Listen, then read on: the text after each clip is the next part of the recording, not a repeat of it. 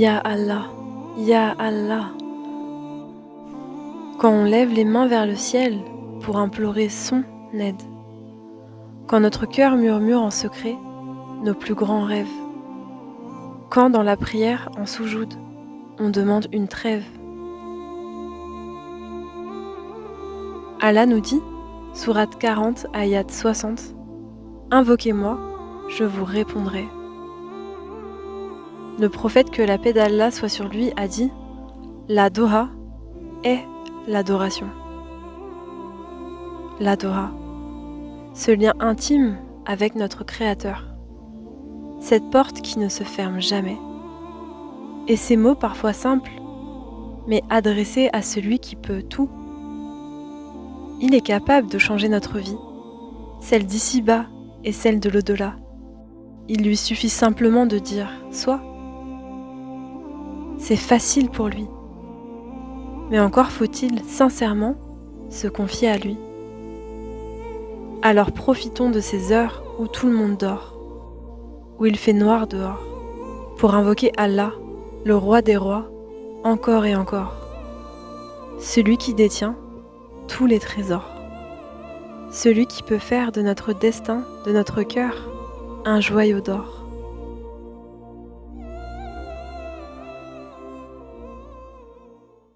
Salam alaikum ma sœur, j'espère que tu vas bien ce soir.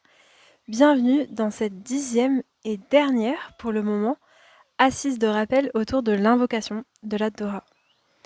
J'espère que ton cœur commence vraiment à savourer tes Doha, cette proximité avec Allah, cette confiance que tu places en lui, cette adoration facile et pourtant si puissante. Cette nuit, j'aimerais te parler du tawakkul, de la confiance entière qu'on peut avoir en Allah, dans notre vie et dans nos Doha. Dans cette série autour de l'invocation, on a vu ensemble l'importance du yakin, de la certitude que Allah est là, tout proche de nous, encore plus proche que notre veine jugulaire, qu'il nous aime, qu'il veut notre bien, le meilleur pour nous, qu'il nous exauce, car il nous a dit « Invoquez-moi, je vous exaucerai ». Donc on a vu la certitude qu'on peut avoir en Allah quand on lui fait nos demandes, nos doha. On a vu aussi que pour faire grandir l'amour d'Allah sur nous, il y a des actions qu'on peut mettre en place. Qu'Allah aime les bienfaisants, ceux qui se repentent après un péché, qu'il aime les pieux, les endurants, les patients, ceux qui placent leur confiance en lui, ceux qui prient, ceux qui donnent, ceux qui sont bons envers leurs parents, ceux qui sont équitables, etc., etc. Donc on a vu que plus on fera des bonnes actions qui plaisent à Allah, plus on aura son amour, Inch'Allah, et plus il nous donnera. Alhamdulillah. On a aussi vu comment l'invoquer, avec d'abord le louer, l'invoquer avec ses noms divins, puis prier sur le prophète, que la paix d'Allah soit sur lui. Ça, c'est les ailes de ta doha. Puis faire ta demande. On a aussi vu ce qui pouvait bloquer l'exaucement de tes invocations, bloquer la baraka dans ta vie, le fait de ne pas obéir à Dieu, par exemple de manger ni hlen ni pur, ou le fait de ne pas répondre à l'appel d'Allah quand lui il nous appelle. La salat, que la faire à l'heure de répondre quand lui nous appelle, ça nous rapproche de son amour et de l'exaucement de notre doha, quand nous, on lui demande.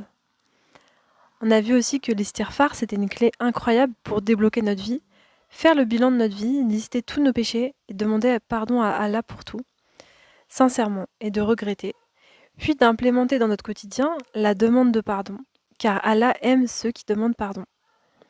On a vu aussi les bienfaits de la reconnaissance, de la gratitude, qu'Allah nous demande d'être dans le shukr, la gratitude, dans le hamd, donc le fait de le louer et de le remercier, pour tout ce qu'il nous donne déjà, et qu'il nous donne encore plus quand on le remercie, subhanallah.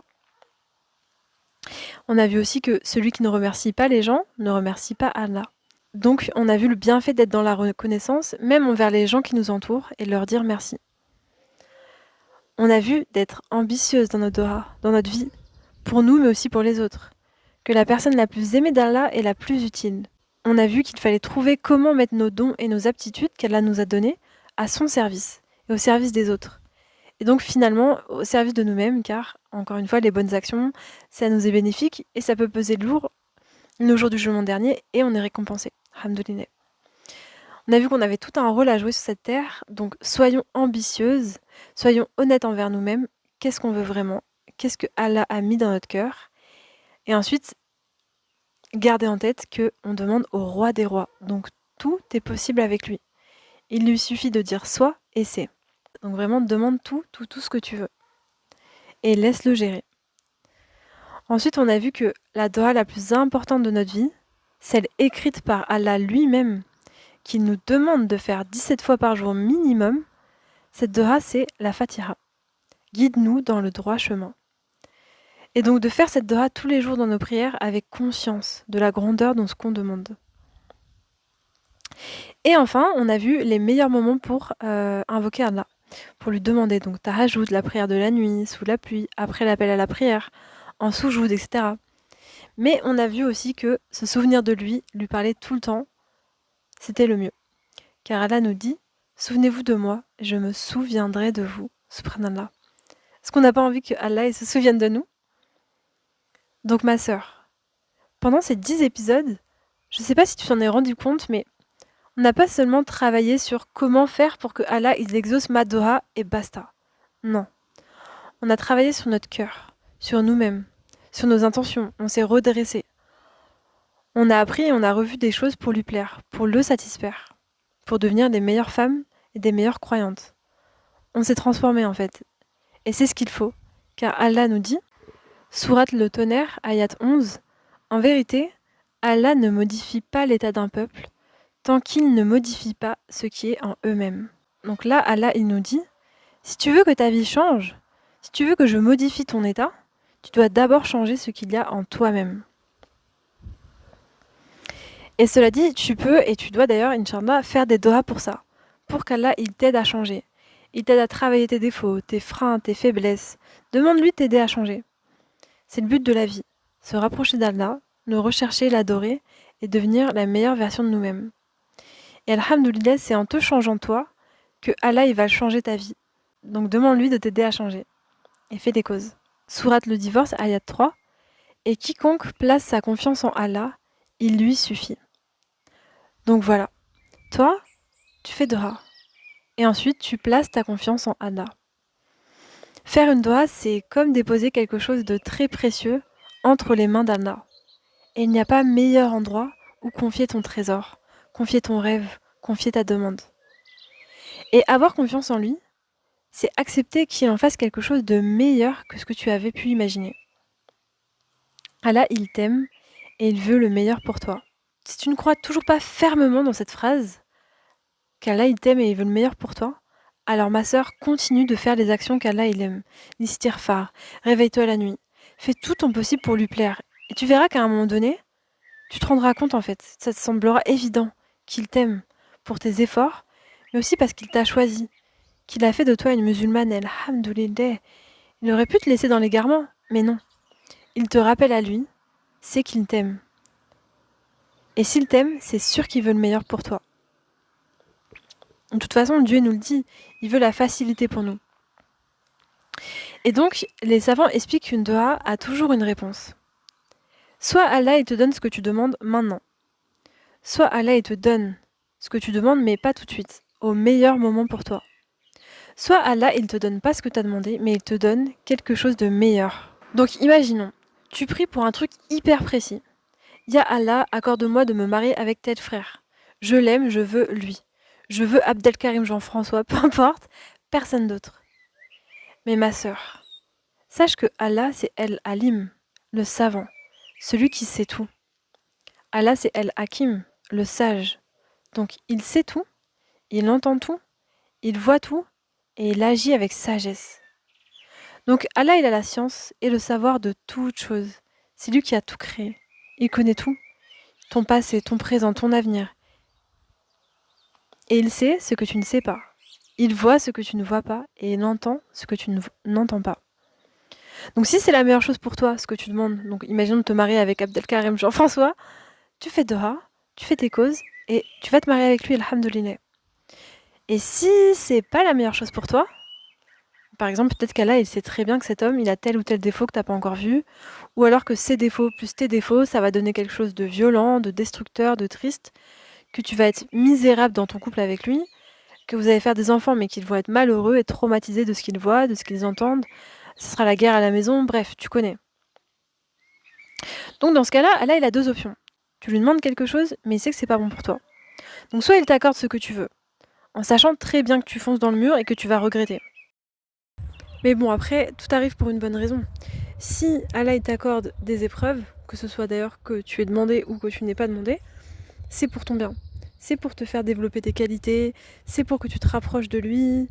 Donc voilà, rien n'est jamais perdu, évidemment. Soit Allah il décide dans sa grande bonté de ne pas exaucer exactement ta Dora comme toi tu l'avais imaginé. Et donc il te protège, il te protège de toi-même et de tes demandes sans cette connaissance que lui il a. Et il t'accorde mieux. Donc toi ton rôle, ce que je te conseille en tout cas, c'est de faire Dora et de rajouter dans ta Dora, si c'est un bien pour moi, ici-bas et dans l'au-delà, alors accorde-moi cela. Comme ça, toi, tu te protèges. Tu sais. Tu sais que si Allah il te l'accorde, c'est que c'était le meilleur pour toi. Et sinon, tu sais que tu auras mieux, car c'était pas le meilleur pour toi, tout simplement, et t'avances dans ta vie avec paix et sérénité. Tu demandes les choses à Allah en reconnaissant que, en réalité, tu ne sais pas en fait. Tu penses que ça c'est le meilleur pour toi, mais t'en sais rien. Comme un enfant. Un enfant, il est 16 heures, il veut son bonbon. Il veut son bonbon, il veut ses bonbons, il est sûr de le vouloir. Mais nous, en tant qu'adultes, on sait que c'est pas le meilleur pour lui. On sait que ce bonbon, ça se trouve, il vient de manger une glace juste avant. Ce bonbon, ça va lui faire mal au ventre. Ce bonbon, il va le rendre malade. Ce bonbon, ça va lui donner des caries. Ce bonbon, voilà. Et ça se trouve, nous, on sait qu'il est allergique en plus à ce truc-là. Lui, il le sait pas, mais nous, on le sait. Enfin, et donc, il va faire une réaction allergique. Ça se trouve, il va faire un œdème de couille qui va mourir. Enfin, nous, on sait en fait, on voit tout ça avec nos yeux d'adultes. Mais le petit enfant, il ne le voit pas. Lui, tout ce qu'il veut, tout ce qu'il voit, c'est le bonbon, il a l'air trop bon, je veux ce bonbon. Et il est prêt à te faire un caprice, il est prêt à pleurer.